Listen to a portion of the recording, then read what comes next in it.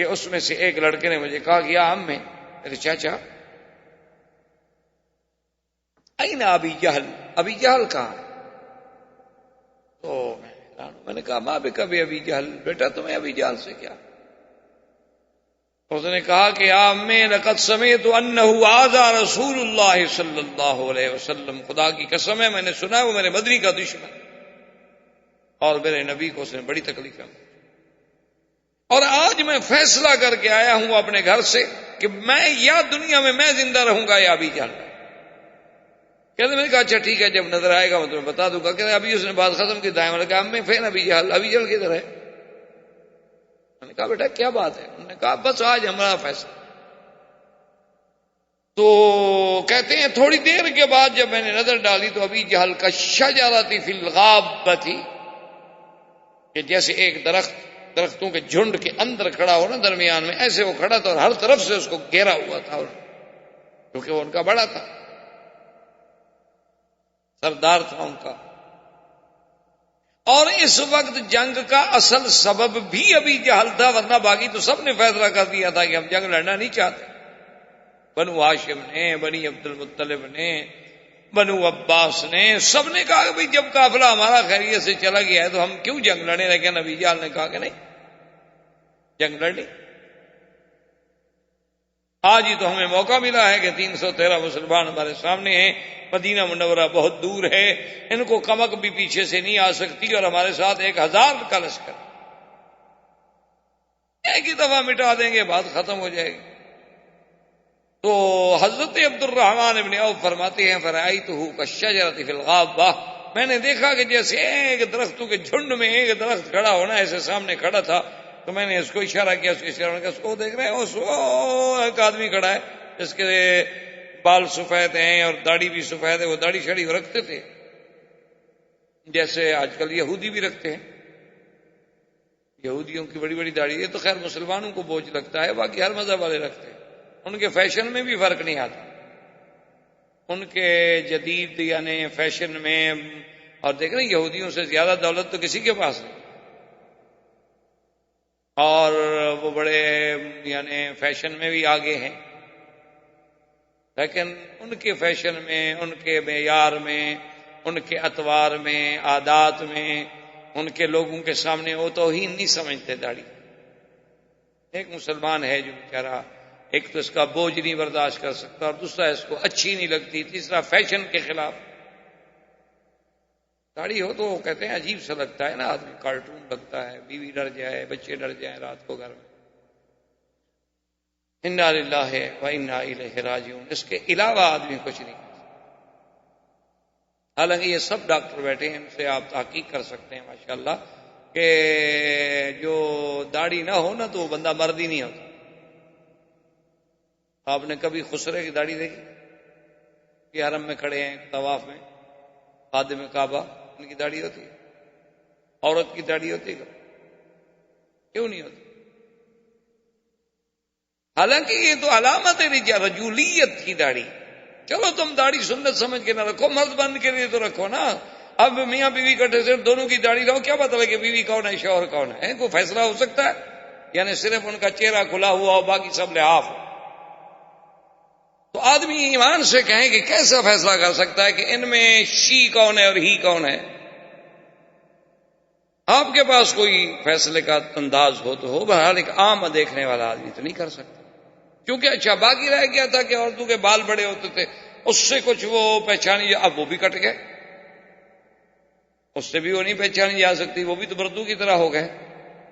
تو بہرحال یہ الگ بات ہے، لیکن ابو جہل وغیرہ بھی داڑھی رکھتے تھے۔ تو دور سے عبد الرحمن ابن عوف کہتے ہیں کہ میں نے اشارہ کیا کہ وہ جو دور بندہ کھڑا ہے نا، جس کو سب لوگوں نے گھیرا ہوا ہے اور ہر طرف اس کے تلواروں والے کھڑے ہیں، ہتھیار بند کھڑے ہیں، نیزہ بردار کھڑے ہیں، اس کے خادم غلام، وہ کہتا ہے بس میں نے اشارہ کیا، ابھی میرا ہاتھ یوں واپس نہیں آیا تھا نیچے، میں نے اشارہ کیا نا وہ کھڑا ہے، ابھی میرا ہاتھ نیچے واپس نہیں آیا تھا، خرجا کما یخرج السهم من الرمیۃ، وہ دونوں ایسے نکلے جیسے تیر نکلتے ہیں۔ وہ کہتے ہیں ابھی میں دیکھ رہا تھا کہ ان کا مجمع چیرتے ہوئے گئے اور دونوں کی تلواریں ابو جہل پہ پڑی، ایک مارا گیا اور ایک واپس بھی آ گیا۔ عوف جو تھا وہ بیچارہ ہمارا شہید ہو گیا کہ اکرمہ ابی جہل کا بیٹا کھڑا تھا، اس نے حملہ کر، وہ تو مارا گیا لیکن دوسرا واپس بھی آ گیا زخمی ہو کر۔ ابو جہل گر گیا، ابو جہل کے گرنے پر تو فوج کا مورال ختم ہو گیا۔ ان کے جو لڑاکا لوگ تھے انہوں نے کہا قتل ابی جہل، قتل ابی جہل، قتل رئیس مکہ، قتل رئیس مکہ، شور ہو گیا نا جی کہ ابی جہل مارا گیا۔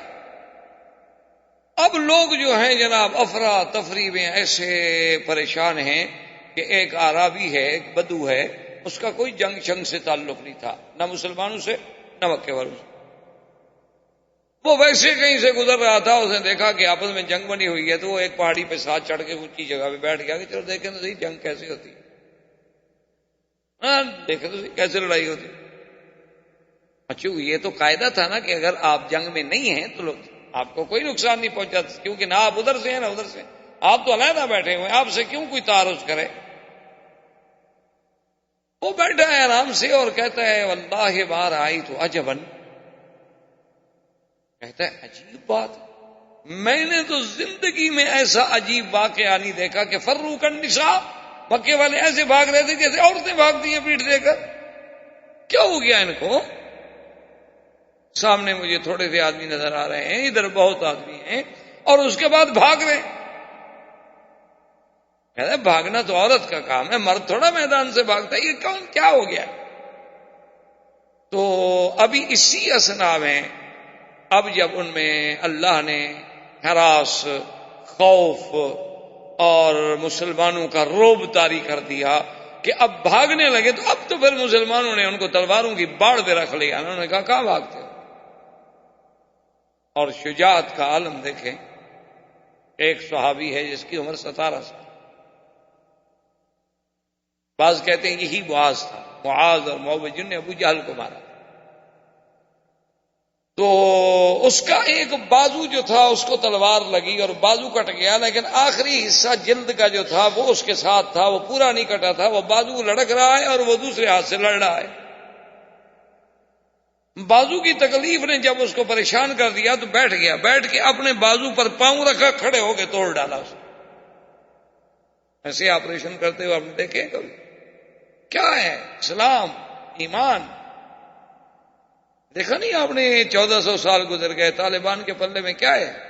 یہ تو مدرسوں کے طالب تھے بیچارے، یہ تو اب دشمن کا میڈیا انہیں دہشت گرد بنا رہا ہے نا، ورنہ تو جو علاقہ ان کے پاس ہے اس جیسا مثالی امن تو دنیا کی کائنات کے کسی حصے میں نہیں۔ سونے سے لدی ہوئی عورت کو آپ بھیج دیں رات کو، پوری رات سفر کرتی رہے، اس کی طرف کوئی نظر اٹھا کے بھی نہیں دیکھ سکتا، سوال پیدا نہیں ہوتا۔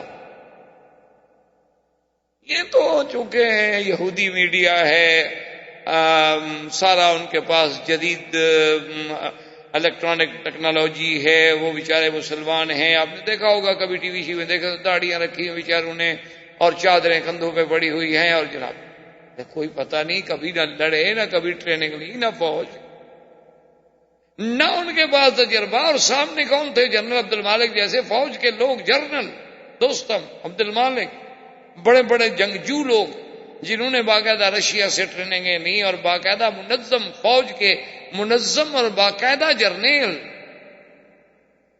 اور یہاں سے کون قیادت کرنے والے؟ کون ہیں؟ مولوی داڑیوں والے۔ اچھا کھانے کو بھی کچھ نہیں، ایک پیالے میں سوکھی روٹی ڈال کے اور ٹکڑے بھگو کے کھا لی، چائے کا گھونٹ پی لیا، مل گیا ٹھیک ہے، نہ ملا ٹھیک، مل گیا تو الحمدللہ، نہیں ملا انہوں نے کہا ٹھیک ہوا۔ یہ کیا ہے؟ اصل بات یہ ہے کہ اندر جب ایمان و اسلام کی چنگاری پیدا ہو جاتی ہے تو پھر صحیح معنوں میں اس کی قوت کا ہمیں اندازہ ہوتا ہے۔ ہماری بدقسمتی تو یہ ہے نا کہ مسلمان ہم نہیں رہے، ہم نام کے مسلمان ضرور ہیں لیکن کام کے مسلمان۔ ایک صحابی حضرت قتادہ، وہ بھی اسی جنگ بدر میں ہیں، ان کو جو تیر لگا، کوئی چیز لگی تو آنکھ باہر اور لٹک رہی۔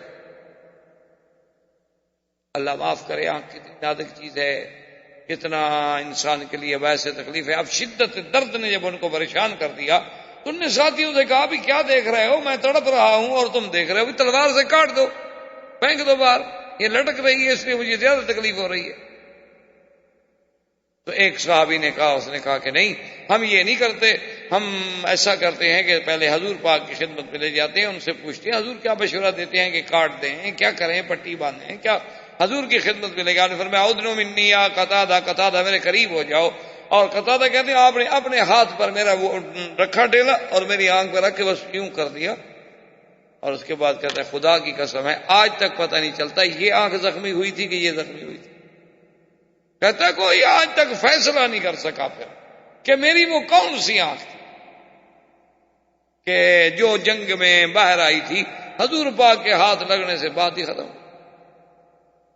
اب کفار جب دوڑے، زخمی ہوئے، مارے گئے، کچلے گئے، تو جنگ بدر میں 70 کافروں کا بڑے سے بڑا سردار جو تھے نا جی، جن میں عتبہ تھا، عتیبہ تھا، ابی جہل تھا، بڑے بڑے جو ان کے رؤسائے کفار، سنادیدہ کفار قریش، یہ سب کے سب مارے گئے اور 70 گرفتار ہوئے۔ ابو جہل زمین پہ پڑا ہے، تڑپ رہا ہے، لیکن روح باقی۔ حضرت عبداللہ ابن مسعود رضی اللہ تعالی عنہ بڑے خفیف اور بڑے کمزور اور بڑے نحیف آدمی، یعنی آپ کی ایسی پنڈلیاں تھیں جیسے عام آدمی کے یعنی بازو ہوتے ہیں، ایسی باریک باریک پتلی پتلی سی، اتنے کمزور آدمی۔ ایک دفعہ مدینہ منورہ میں سرکار دو جہاں صلی اللہ علیہ وسلم بھی موجود ہیں، اور عبداللہ ابن مسعود کھجور پہ چڑھنے لگے کہ حضور کے لیے کچھ کھجوریں لے آؤں، تو وہ پنڈلیاں تھیں نا باریک باریک، تو صحابہ نے دیکھی تو ایک صحابی کو ہنسی آ گئی کہ دیکھو یار یہ کیسے جوان کی پنڈلی ہے، بلا ایک بچے کی پنڈلی ہے۔ وہ حضور نے فرمایا تم کیوں ہنسے ہو؟ انہوں نے کہا یا رسول اللہ عجبت من ساقہ عبداللہ بن مسعود، حضرت عبداللہ بن مسعود کی پنڈلیوں کا خفیف ہونا دیکھ کے مجھے ہنسی آ گئی۔ آپ نے فرمایا تمہیں پتا ہے میرے عبداللہ بن مسعود کی شان کا؟ اگر ساری دنیا ایک پلڑے میں رکھ دو اور ایک پلڑے میں عبداللہ بن مسعود کا ایک پاؤں رکھ دو تو یہ بھاری ہو جائے گا۔ تم اس کو ظاہر میں دیکھ رہے ہو، تمہیں پتہ نہیں ہے کتنے شان والا آدمی۔ عبداللہ بن مسعود رضی اللہ تعالیٰ عنہ آگے بڑھے تو ابو جہل کا ابھی سانس ہے بات، یعنی ختم نہیں ہو گیا۔ اس نے جب دیکھا عبداللہ بن مسعود نے کہا کہ ہاں اب بتاؤ ابو جہل کیا حال ہے تمہارا؟ تو ابو جہل نے دیکھا، اچھا کہتے ہیں ہاں اچھا انت الذی ترعی الغنم عندنا، تم وہی نہیں ہو جو ہماری بکریاں چراتے تھے؟ یعنی غرور دیکھیں، بدر میں پڑا ہے، گردن کٹی ہوئی ہے، زخم لگ چکے ہیں، بچنے کی کوئی امید نہیں، اور یہ بھی دیکھ رہا ہے اسی زخمی حالت میں کہ اس کے ساتھی سب بھاگ گئے، اور یہ بھی سن رہا ہے کہ فلاں قتل ہو گیا، فلاں مارا گیا، فلاں مارا گیا، لیکن غرور نہیں۔ عبداللہ بن مسعود رضی اللہ تعالیٰ عنہ اس کے سینے پہ چڑھنے لگے کہ اس کو تلوار ماروں، تو کہتا ہے کہ یا راعی الغنم، بکریوں کے چرواہے، تمہاری تلوار سے میری گردن تھوڑی کٹے گی، اور تمہاری کند سی تلوار ہے، خام خواہ مجھے بھی پریشان کرو گے، تم خود بھی تکلیف میں آؤ گے، میری تلوار نکال لو میری گردن کاٹنے کے لیے، سردار کی گردن ہے، سرداروں کی تلوار سے تو کٹ سکتی۔ یعنی اندازہ کریں ابو جہل کے۔ اسی لیے حضرت اللہ شاہ بخاری رحمۃ اللہ علیہ فرماتے تھے کہ بھائی کفر ہو تو ابو جہل کو، پھر کفر تو ہے نا، پھر کافر تو بنو نا، پکے بنو، یہ کہ آدھا تیتر آدھا بٹیر۔ کفر ہو تو ابھی جہل کا ہو، اور ایمان ہو تو صدیق کا ہو، درمیان میں کچھ نہیں، درمیان میں کوئی بات نہیں ہے کہ آدھا تیتر آدھا بٹیر۔ کعبۃ اللہ پہ بھی جا کے ملتزم پہ رو لیا، قبر پہ بھی سجدہ کر لیا، اللہ کے آگے بھی رو لیا، اور جناب جا کے داتا صاحب سے اور خواجہ نظام الدین اولیاء سے بھی مانگ لیا، اور جناب ماشاءاللہ قرآن میں بیٹھے عبد الباسط پڑھ رہا ہے تو جھوم رہے ہیں، اور قوالی لگی ہوئی ہے تو ماشاءاللہ اچھل رہے ہیں، اور اگر کوئی مغنیہ گانا گا رہی ہے تو موسیقی کی روح میں لے میں ڈوبے ہوئے ہیں ماشاءاللہ۔ یہ کوئی اسلام ہے؟ تماشا ہے؟ یہ کیا ہے؟ کون کہتا ہے اس کو اسلام؟ یہ کیا ہے کہ قرآن شریف پڑھ رہے ہیں ماشاءاللہ اور چوم رہے ہیں سبحان اللہ کہ سینہ ٹھنڈا ہو جائے، اور شکل یہود و نصارہ سے ملتی ہے؟ کیا ہے؟ کہاں کا اسلام ہے؟ ادخلوا فی السلم کافۃ، قرآن کہتا ہے یا تو پورے اسلام میں داخل ہو جائے، پورے نکل جاؤ۔ وَإِن تَتَوَلَّوْا يَسْتَبْدِلْ قَوْمًا غَيْرَكُمْ ثُمَّ لَا يَكُونُوا أَمْثَالَكُمْ. اللہ فرماتے تم پھر جاؤ، میں قادر ہوں ایک اور قوم پیدا کروں. یہ تو نہیں کہ میرا اسلام تمہارا محتاج ہے، یہ تو نہیں کہ میرے اسلام کو تمہاری وجہ سے عزت ملی ہے، تمہیں اسلام کی وجہ سے عزت ملی ہے. ہمارے ہاں ہوتا ہے نا اکثر کہ اسلام خطرے میں ہے اور اسلام خطرے میں ہے اور اسلام کو بچاؤ والے لیڈر نعرے دیتے ہیں قوم کو. اسلام نہیں خطرے میں ہوتا، خطرے میں وہ خود بدبخت ہوتے ہیں. اسلام کو کیا خطرہ ہے؟ 1400 سال گزر چکے ہیں، جسے کسرا و کیسر نہ مٹا سکا، جسے دنیا کی اس وقت کی سپر پاورز نہ مٹا سکی، اور آج کی سپر پاورز بھی اس کا کچھ نہیں بگاڑ سکتی.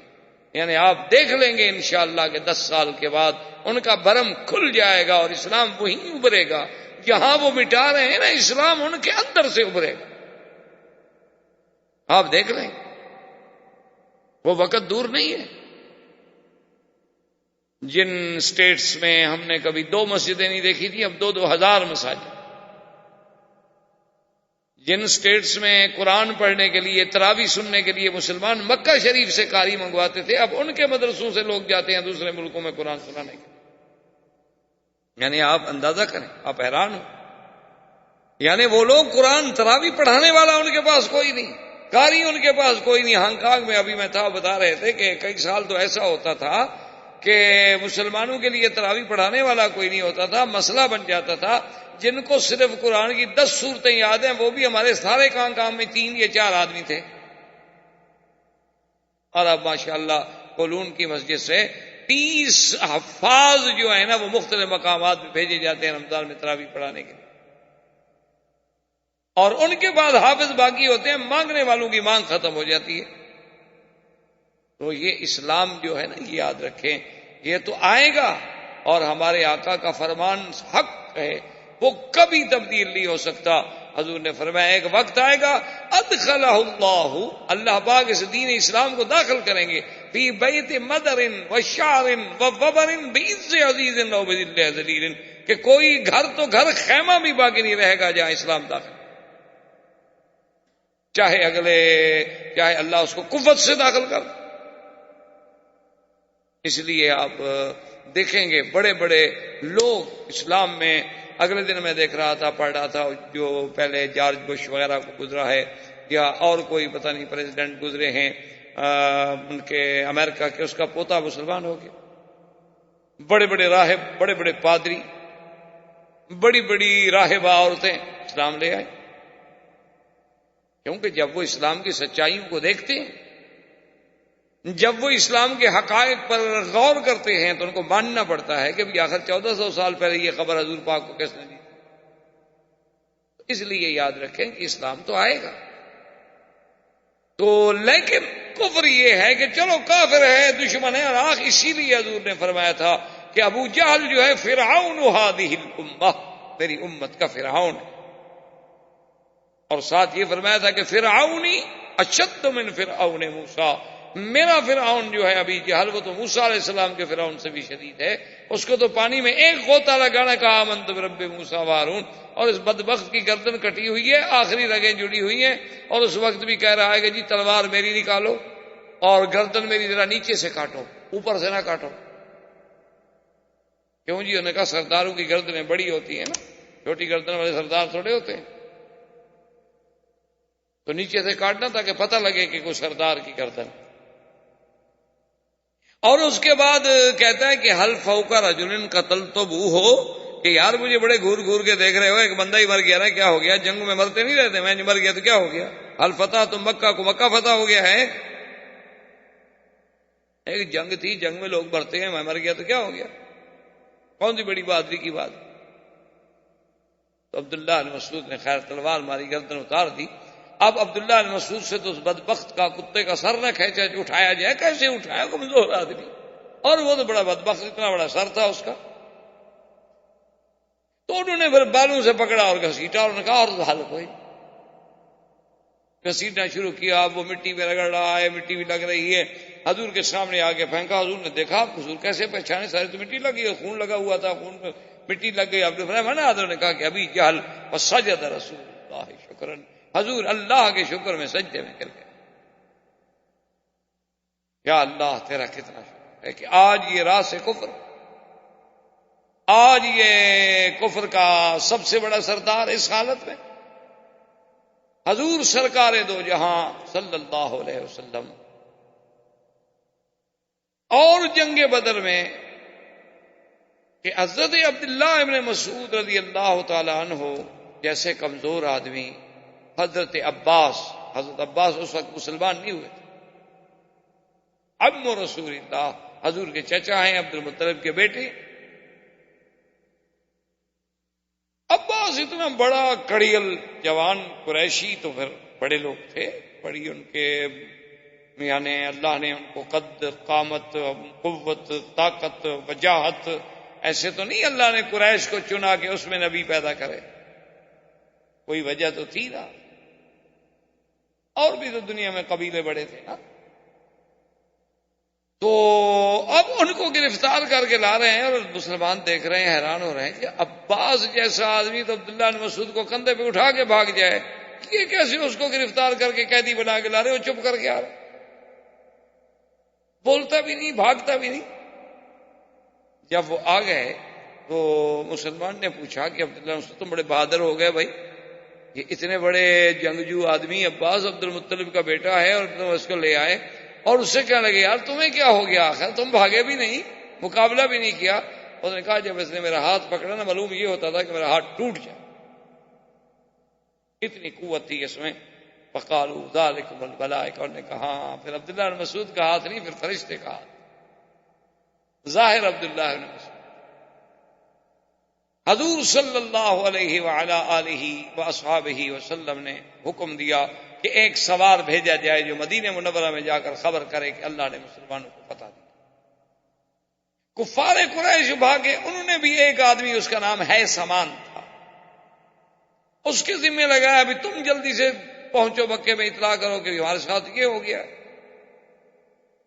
وہ ہے سامان جب آیا مکے میں تو دور دور سے اس نے چیخنا شروع کیا، قتل ابو جہل وقتل فلان وقتل فلان وقتل فلان، قتل امیۃ بن خلف، قتل عقبۃ بن ابی معیط، قتل فلان وقتل فلان. تو مکے والے پیچھے بھاگے، کیا کہہ رہے ہو؟ صفوان ابن عبد المطلب کعبے میں بیٹھے تھے، تو انہوں نے کہا معلوم ہوتا ہے یہ بندہ پاگل ہو گیا ہے، یہ اتنے بڑے سارے سردار جو تھے وہ ایک ہی دفعہ میں مارے گئے، کیسے ہو سکتا ہے؟ تو انہوں نے آ کے اس سے کہا کہ این صفوان، تمہیں پتا ہے کہ صفوان کہاں ہے بدر میں، اس کا کیا بنا؟ تو اس نے کہا کیا کر رہے ہو، صفوان تو تم ہو، صفوان بدر میں تو گیا ہی نہیں. نے کہا اس کا دماغ تو ٹھیک ہے، اس کا مطلب یہ پاگل تو نہیں، یہ تو صحیح کہہ رہا. اب کیا کریں بھائی؟ اتنے میں اور آدمی پہنچ گئے اور پہنچ گئے اور پہنچ، سارے مکے میں ماتم ہو گیا کہ ہمارے تو سردار مارے گئے. جلدی سے انہوں نے دار الندوہ میں میٹنگ کی اور ابو سفیان کو سردار بنا دیا کہ چلو تم چونکہ قافلہ بچا کے لے آئے تھے تو اب سردار جو ہے تم. سب سے پہلا آرڈر جو کیا ابو سفیان نے، انہوں نے کہا مکے والوں رونا دھونا بند کر دو، کوئی ماتم نہیں، کوئی آنکھ نہیں روئے گی، اور مسلمانوں کو بتلاتے ہو کہ ہم ختم ہو گئے، کمزور ہو گئے، رو رہے ہیں، ماتم کر رہے ہیں، عورتوں کی طرح چیخ رہے ہیں، ٹھیک ہے بدلا لیں گے. یہ کیا ہو؟ کوئی بندہ نہیں روئے گا اور کوئی بندہ اپنے قیدیوں کو چھڑانے کے لیے فدیہ نہیں دے گا، تاکہ مسلمان تو پھر عادی ہو جائیں گے، ہر روز ہمارا بندہ پکڑ لیں گے. لیکن آخر کون نہ روئے بھائی، اپنے باپ بیٹے بھائی، کسی سردار کے آرڈر سے آرڈر ہوتا رہا، لیکن گھروں میں بیٹھ کے تو ان کے تو ماتم ہو گئے، وہ مذاق تو نہیں تھی. اور یہی جنگ بدر ہے جس میں امیۃ بن خلف عجیب طریقے سے مارا گیا. امیۃ بن خلف سب سے بڑا دشمن تھا سرکار دو جہاں کا، اور یہ وہ ہے جو حضرت بلال کو عذاب دیتا تھا. حضرت بلال اسی کے غلام تھے. امیۃ بن خلف اور اس کا بیٹا جنگ بدر میں جب دیکھا کہ سب بھاگ گئے، اس نے کہا بیٹے سے کہ دیکھو بات سنو، اگر ہم بھاگتے ہیں نا ہم نہیں بچتے. کہاں تک بھاگے، شکست ہو چکی. اس لیے بہتر ہے کہ ہم اپنے آپ کو مسلمانوں کے سپرد کر دیں، شاید بچ جائے، چاہے ہمیں قیدی بنا لیا جائے، بعد میں ہمیں کوئی چھڑانے والا آ جائے، کوئی ہمارا فدیہ ادا کر دیا جائے، کچھ تو امید ہوگی نا۔ اگر مارے گئے تو پھر کیا امید ہوئے؟ تو مر گئے۔ انہوں نے کہا ابا آپ کی مرضی ہے۔ حضرت عبد الرحمن ابن عوف جو ہے تو انہوں نے بلایا کہ یا عبد ود، ان کا پہلا نام تھا عبد ود، ود ان کا بت تھا نا، بتوں کے نام تھے نا قرآن میں، جس کا ذکر بھی ودن و سواعن و یغوث و یعوق و نصرا، یہ سب ان کے بتوں کے نام تھے۔ عبد الرحمن ابن عوف کو جو آدمی عبد ود کر کے پکارتا تھا وہ بولتے نہیں تھے، جواب نہیں۔ تو اس نے پھر کہا کہ عبد الالہ، اللہ کے بندے۔ تو یہ کھڑے ہو گئے، نے کہا کیا بات ہے؟ انہوں نے کہا کہ دیکھو تم یہ جو زرہیں چن رہے ہو نا محمد مقام بدر سے، ان سے زیادہ قیمتی چیز میں تمہیں دینا چاہتا ہوں۔ انہوں نے کہا کیا ہے؟ انہوں نے کہا ان کو پھینک دو، تم ہمیں پکڑ لو، ہم دونوں تمہاری قید میں آنا چاہتے ہیں۔ اس کا مطلب تھا کہ ان کی پناہ ہمیں آ جائے، کسی طرح ہمیں پناہ دے دیں تاکہ پھر مسلمانوں سے بچنے کا کوئی حل تو ہو نا۔ تو نے کہا کہ ٹھیک ہے میں تمہیں پکڑتا ہوں۔ عبد الرحمن ابن عوف اور ان کے بیٹے کو امیہ اور بیٹے کو لے کے چلے۔ خدا کی قدرت ہے جس راستے سے جا رہے تھے اسی راستے میں بلال کھڑا تھا۔ تو بلال نے جب دیکھا تو صرخ بلال، قال ھذا امیہ الذی یعذبنی، او مسلمانوں دوڑو، یہ آ گیا امیہ بدبخت جو مجھے تکلیفیں دیتا تھا، یہ زندہ جا رہا ہے۔ ان نجا لا انجو ابدا، خدا کی قسم ہے آج اگر یہ بچ گیا تو پھر میں گویا زندہ نہیں۔ مسلمان تلواریں لے کے پھر کٹھے ہو گیا۔ بلال کیا ہو گیا؟ دیکھو امیہ۔ عبد الرحمن نے کہا ہذا اسیر، یہ میرا قیدی ہے بھائی، خبردار حملہ مت کرو۔ بلال نے کہا کہ دیکھو تمہارا قیدی ہو یا کوئی ہو، بات سیدھی ہے کہ اس نے مجھے اللہ کے دین کے لیے، توحید کے لیے، اسلام کے لیے انگاروں پہ تڑپایا ہے، میں اس کو کیسے چھوڑ دوں گا؟ عبد الرحمن بن عوف کہتے ہیں کہ میں نے امیہ سے کہا ایسا کرو تم لیٹ جاؤ جلدی جلدی زمین پہ۔ وہ جلدی جلدی لیٹ گیا تو میں اس کے اوپر لیٹ گیا۔ میں نے کہا بھی اس کو مارتے ہو تو پہلے مجھے مارو۔ بلال نے مسلمانوں سے کہا کہ یار عبد الرحمن بن عوف کو کوشش کرو، اس کو نیچے سے مارو بدبخت۔ تو عبد الرحمن بن عوف تو اوپر لیٹے ہوئے تھے، وہ نیچے سے تلواریں مار مار کے صحابہ نے اس کو مارا۔ خدا کی قدرت ہے کہ عبد الرحمن بن عوف بیچارے کی ٹانگ بھی مسلمانوں نے کاٹ ڈالی، اتنا جوش تھا۔ تو امیہ بدبخت تو یوں مرا۔ حضور نے حکم دیا کہ اس کو قلیب بدر میں، وہ جو بدر میں کنواں ہے اس میں پھینکا جائے۔ اب جب گھسیٹ کے لے گئے تو اس کی لاش پھٹ گئی اسی وقت۔ ایک تو ہے کہ کئی دن کے بعد چلو بھی اس میں نفخ ہو جائے، پھٹ جائے، اسی وقت ٹکڑے ٹکڑے ریزہ ریزہ ہو گئی، اور ایک ویسے بھی وہ ریزہ ریزہ ہو چکا تھا، تو اب اس کو کیسے گھسیٹیں، کیسے لے جائیں؟ تو انہوں نے بولا اچھا اس پر یہیں پتھر ڈال دو اور یہیں اس کو ختم کر۔ اسی طرح عقبۃ بن ابی معیط، عقبۃ بن ابی معیط یہ وہ بدبخت انسان ہے لعنت اللہ علیہ کہ جب سرکار دو جہاں رحمت للعالمین صلی اللہ علیہ وسلم مکہ مکرمہ میں مسجد الحرام میں نماز پڑھ رہے تھے، تو یہ وہی بدبخت ہے جس نے ایک اونٹ کا پورا اندر کا ملبہ جو تھا، آنتیں وغیرہ، اس کا سارا مادہ جو نکال کے پھینکا جاتا ہے، وہ جو گوبر سارا اٹھا کے حضور کے کندھے پر۔ یہ باتیں آدمی پڑھتا ہے، مولویوں سے سنتا ہے اور چپ کر کے چلا جاتا ہے، لیکن غور کریں کہ یہ کتنی بڑی بات تھی۔ آپ کو تو اسلام کے لیے تھوڑا سا کسی کا ہاتھ بھی لگ جائے تو آپ جناب برداشت نہیں کر سکتے۔ آپ اگر اسلام کے لیے تھوڑی سی تکلیف بھی آ جائے، کوئی ذرا تنگ جگہ ہو یا کہیں نماز پڑھنی پڑے، نیچے مصلی ذرا میلا ہو، کارپیٹ ذرا پرانا ہو گیا ہو، تو اس کے لیے بھی تکلیف برداشت نہیں ہوتی آدمی سے۔ لیکن اندازہ کریں کہ اللہ کے نبی پہ کیا گزری ہوگی کہ سر سجدے میں ہو اور پورے جسم پر ایک مردار جانور کا پورا گوشت کا حصہ پڑا ہو اور بدن خون خون ہو چکا ہو، اور زبان سے سبحان ربی الاعلی، کیا عالم۔ یہ ڈالنے والا کون تھا؟ یہی تھا عقبۃ بن ابی۔ اور دوسری دفعہ یہی عقبۃ بن ابی معیط تھا بدبخت کہ حضور نماز پڑھ رہے تھے تو اس نے پاؤں رکھ دیا حضور کے سر پر۔ حضور نے فرمایا کاد ان یموت، ہو سکتا ہے میں قریب تھا کہ شاید مر جاؤ۔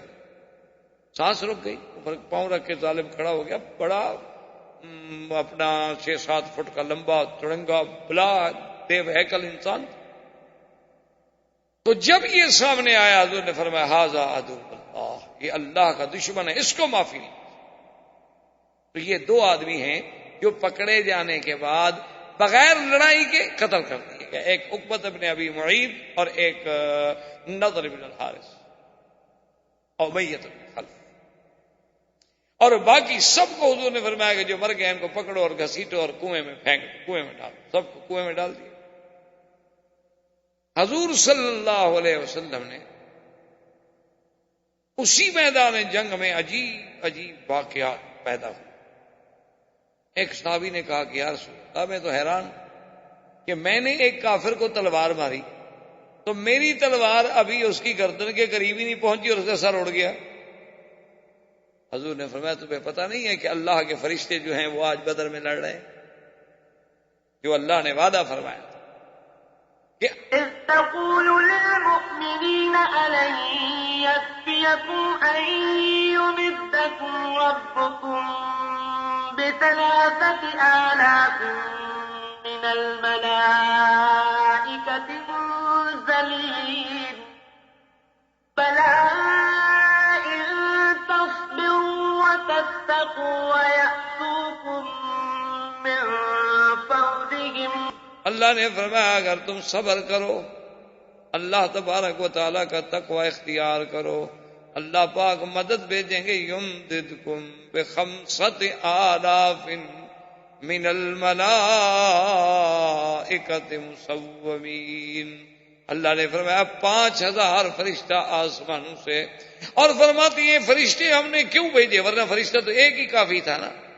وما جعله الله إلا بشرى لكم ولتطمئن قلوبكم به وما النصر إلا من عند الله العزيز الحكيم۔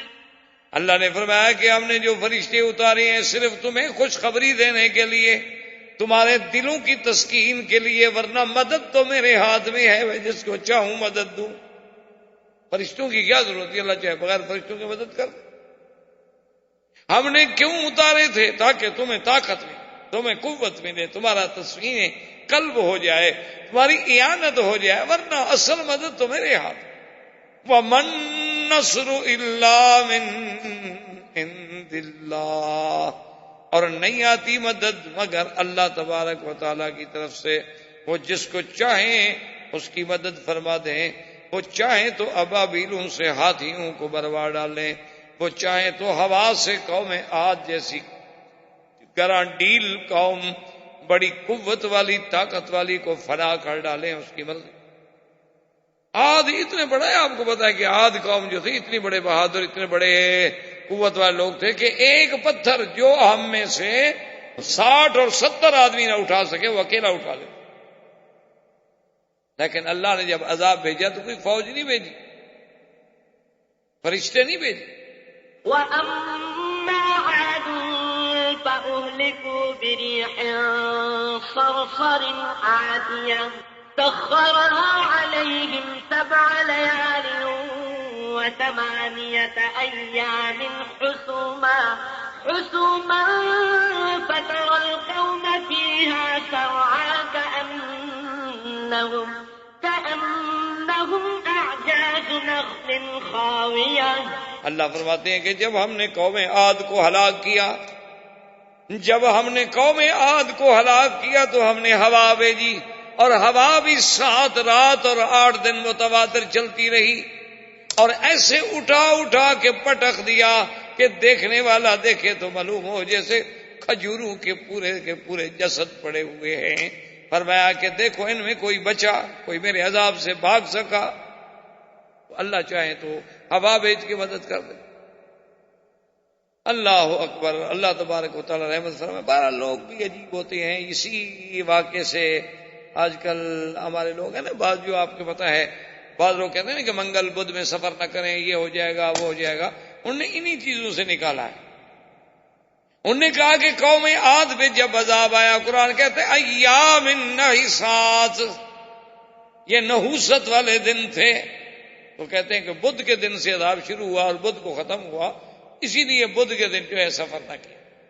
عجیب قوم، اچھا اگر ایک دن دشمن کے لیے منحوس ہو تو تمہارے لیے مبارک ہوگا یا تمہارے لیے بھی منحوس ہوگا؟ نہیں سمجھ آئی؟ جس دن دشمن مر جائے تمہارا، چلو اس کے لیے تو منحوس ہے، لیکن تمہارے لیے تو خوشی کا دن ہے، تمہارے لیے کیسے منحوس ہو گیا؟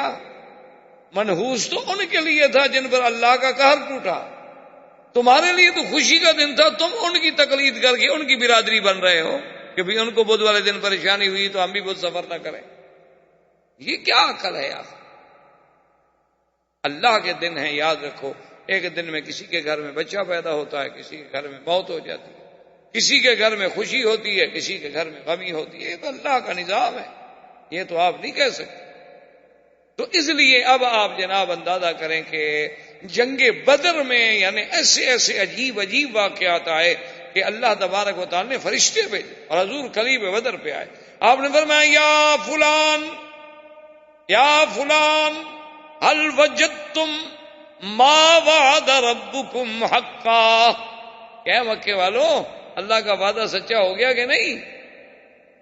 حضرت عمر نے کہا یا رسول اللہ آپ کن کو بات کر رہے ہیں، کن کو تکلیف فرما رہے ہیں؟ وہ تو بدبخت مر گئے، گل گئے، سڑ گئے، کنویں میں پڑے پڑے، ان کا تو پتہ نہیں وجود ہی ختم ہو گیا۔ اور آپ نے فرمایا بل انہ اسمع منک یا عمر، تم سے زیادہ سن رہے ہیں، کیا کہہ رہے ہو؟ میں ایسے خطاب کر رہا ہوں، میرا اللہ ان کو میری بات سنا رہے ہیں۔ حضور سرکار دو جہاں صلی اللہ علیہ وسلم اب جنگ بدر کے بعد جب جنگ ختم ہو گئی، قیدی آ گئے، حضور نے صحابہ کو بلایا، مشورہ لیا کہ ان کا کیا کر؟ حضرت عمر نے کہا یا رسول اللہ اگر میری بات مانتے ہو نا تو جیسے جیسے یہ بیٹھے ہیں نا سردار، ان کے کوئی میرا رشتہ دار ہے، کوئی حضرت علی کا رشتہ دار ہے، کوئی حضرت جعفر کا رشتہ دار ہے، کوئی حضرت ابو بکر کا رشتہ دار ہے، کوئی حضرت فلاں کا رشتہ ہے، تو آپس میں سارے قبیلے کے لوگ نا، تو ہر رشتہ دار کو آپ حکم دیں کہ اس کی گردن اڑا دیں۔ حضور یہ مٹ جائیں تو اچھا ہے، کفر بچے گا نا تو پھر کوئی نہ کوئی یہ تو کمپلین نکالے گا نا، پھر کوئی نہ کوئی تو شاخیں نکالے گا نا، اس کو کہا اللہ نے موقع دیا ہے تو آج ہی کاٹ لو۔ حضور نے فرمایا عمر تم تو بڑے سخت ہو، پہلے ان کا 70 مر گیا، 70 قیدی ہو کے بیٹھے ہیں تو ان کو بھی ختم کرنے کے در پہ ہو۔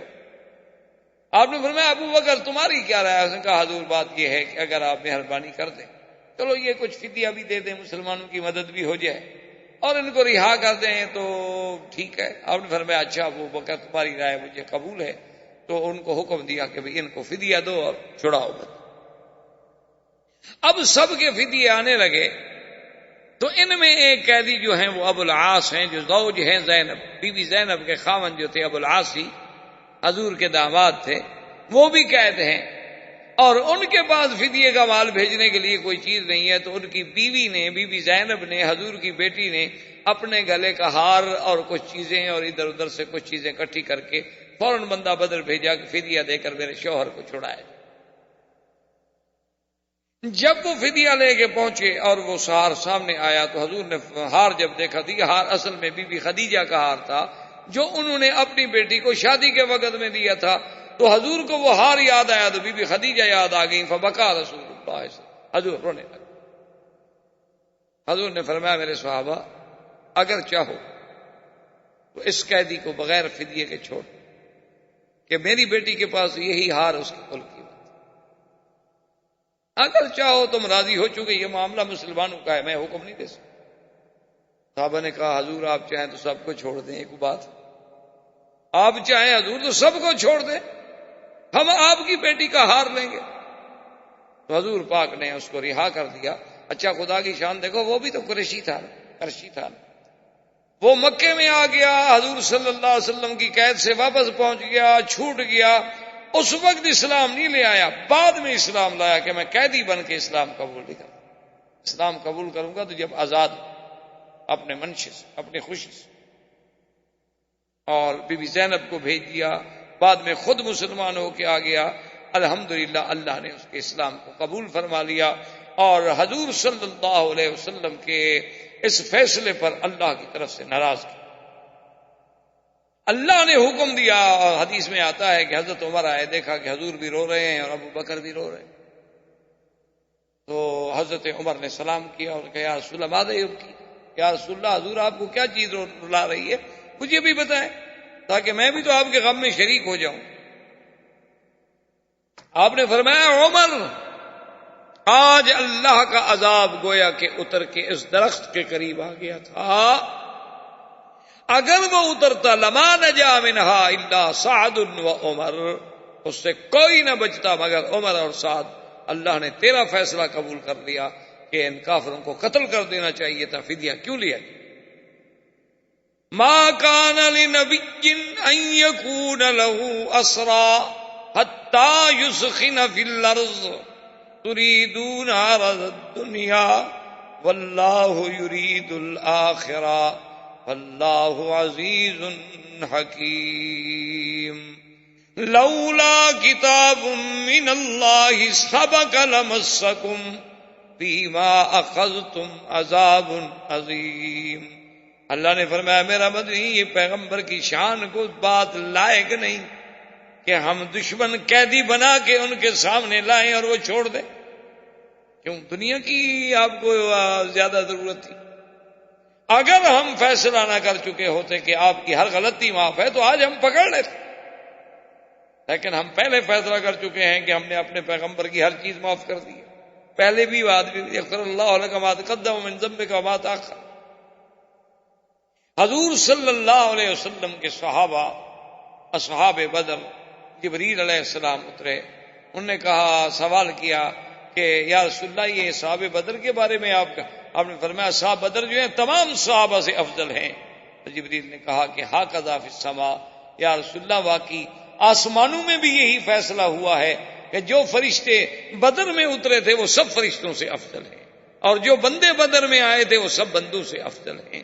اور خدا کی شان دیکھیں، یہ مقام بدر والوں کو ملا کہ اللہ نے فرمایا، حضور نے فرمایا کہ اللہ نے دیکھا میرے بدر والوں کو اور فرمایا اعملوا ما شئتم فانی قد غفرت لکم، کہ اے اصحاب بدر آج کے بعد جو چاہے تم کرو، میں نے تمہارے گناہ معاف کر دیے.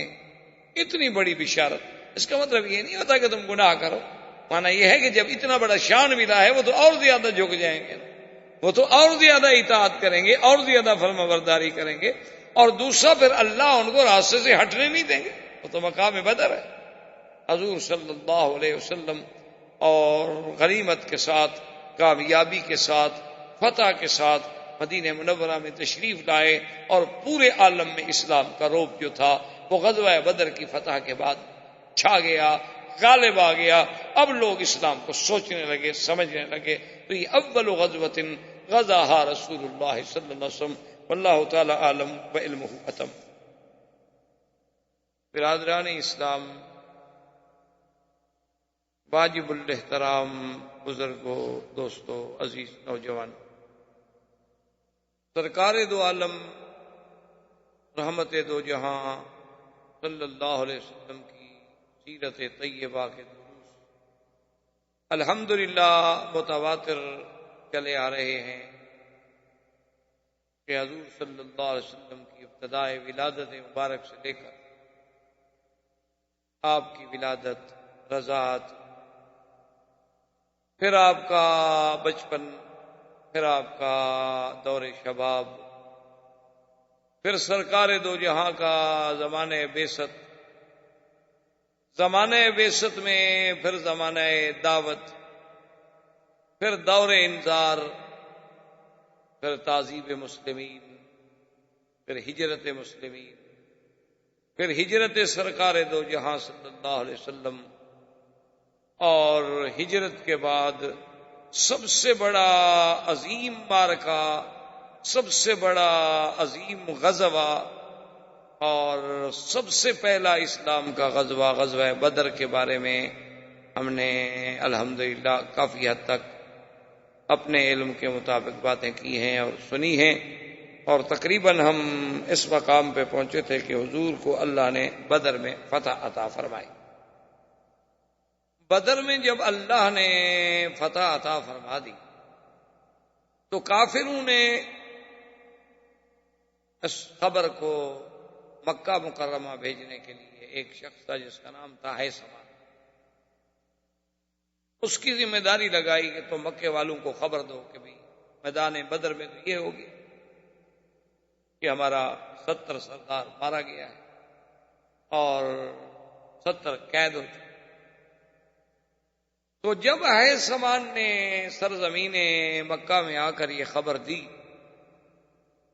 تو پورے مکہ مکرمہ پہ سناٹا چھا گیا کہ یہ کیا ہو، کیونکہ وہ تو کبھی سوچ بھی نہیں سکتے تھے نا کہ اس قسم کا واقعہ بھی ہو سکتا ہے. خدا پر تو ان کا ایمان ویسے نہیں تھا. اللہ کے نبی سرکار دو جہاں صلی اللہ علیہ وسلم پر بھی ان کا کوئی ایمان نہیں تھا. وہ تو مادی اور اسباب کے مارے ہوئے لوگ تھے، ان کے تو سوچ میں نہیں آ سکتی تھی کہ ہماری اتنی بڑی طاقت، اتنی بڑی قوت، 1000 کا لشکر اور تند بے تربیت لوگوں سے مار کھا جائے. تو ابو سفیان کی سرداری کا فیصلہ ہوا اور ابی لہب جو حضور صلی اللہ علیہ وسلم کا سب سے بڑا دشمن ہے وہ خود نہیں گیا تھا بدر میں، لیکن اس نے اپنے بدل میں ایک آدمی کو پیسے دے کے بھیجا تھا کہ تم میری طرف سے جا کے اس جنگ میں شرکت کرو، لیکن خود وہ نہیں کیا. جب اس کو یہ خبر پہنچی تو وہ تو بس بیت عبد المطلب بھی جا کے گر گئی. کیسے ہو کہ ہمارے سارے سردار مارے گئے، ابھی جہل مارا گیا، عتبہ عتیبہ شیبہ سب کے سب مارے گئے، نضر بن الحارث، عقبۃ بن ابی، بڑے بڑے ان کے جو خناس تھے سب کے سب مارے گئے. ابی لہب تقریباً بدر کے بعد 1 ہفتے سے زیادہ زندہ نہ رہ سکا، اس کو یہ غم کھا گیا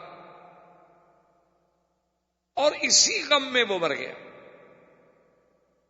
اور اس کو ایسی بیماری ہوئی کہ اس کے کوئی قریب نہیں جا سکتا، حتیٰ کہ اس کی اولاد بھی دور سے کھڑے ہو کے اس کو کھانا پھینکتے تھے، پانی پھینک دیتے تھے، لیکن کوئی قریب جانے کی کوشش نہیں کر سکتا تھا. اور جب مرا تو اس کی لاش پوری طرح پھٹ گئی اور اس قدر بدبو تھی اس میں کہ اپنی اولاد بھی قریب جانے سے ڈری. تو بڑی مشکلوں سے انہوں نے بڑی لکڑی کے بڑے بڑے بانس انہوں نے بنائے اور اس کو اس کے نیچے ڈال کے دور دور سے اس کو پکڑا اور اٹھا کے کڑے میں پھینک دیا، کیونکہ اور کوئی حل نہیں تھا، کوئی اس کو ہاتھ نہیں لگا سکتا. حضور صلی اللہ علیہ وسلم نے بدر میں سے عبداللہ ابن ابی رواحہ، حضور کے صحابی ہیں رضی اللہ تعالیٰ عنہ، ان کو اپنی اونٹنی مبارک دی کہ تم میری اونٹنی پہ سوار ہو کے مدینے میں پہنچو اور مدینے والوں کو خبر دو کہ الحمدللہ اللہ نے ہماری فتح اور نصرت نصیب کر دی.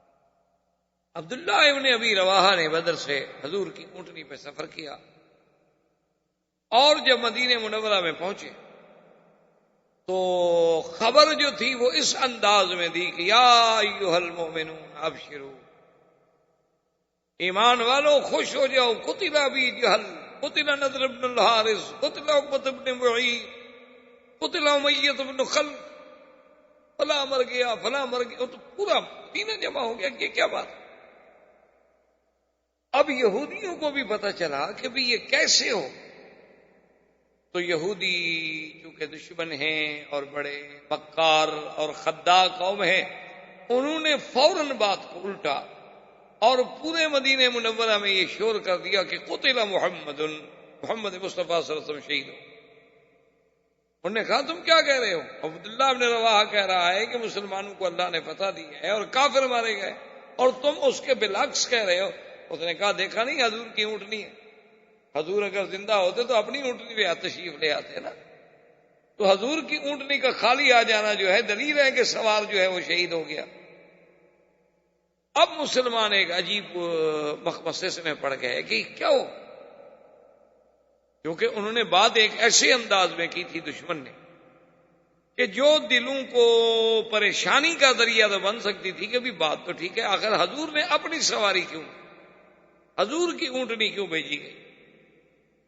لیکن جو ایمان والے تھے انہوں نے تو عبداللہ ابن ابی رواحہ کی بات کو یقین مان لیا کہ بھئی ایک صحابی ہے ہمارا ساتھی ہے، وہ کیسے بات غلط کر سکتا. اور اللہ کی شان دیکھیں کہ یہ خبر بدر کی جو تھی نجاشی کو بھی پہنچی حبشہ میں. بدر کوئی معمولی سی بات تو نہیں ہے نا. یوم بدر جو ہے یہ تو یوم الفرقان ہے.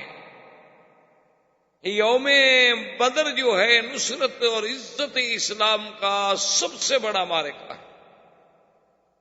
اور یہ اتنا بڑا عظیم معرکہ ہے کہ آپ دیکھیں کہ پورے اللہ کے قرآن میں اور احادیث پاک کے ذخیرے میں اور کوئی ایسا غزوہ نہیں ہے کہ جس میں اللہ کے فرشتوں نے اتر کے باقاعدہ قتال میں حصہ لیا ہو، کہ صرف بدر میں نصیب، باقی فرشتے تشریف لاتے رہے۔